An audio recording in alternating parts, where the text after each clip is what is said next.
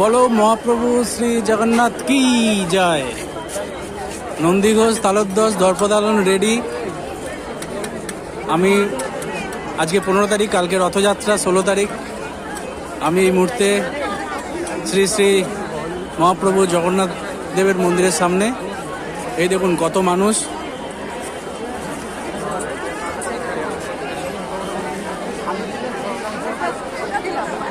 এই যে প্রথমে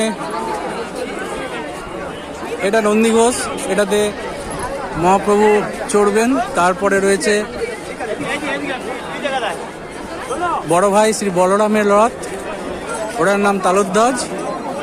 আর সুভদ্রা দেবীর রথের নাম হলো দর্পদালন। এইটা পরপর রয়েছে। এখানে কি সব রিচুয়ালস হলো বুঝতে পারলাম না, প্রচুর মানুষ।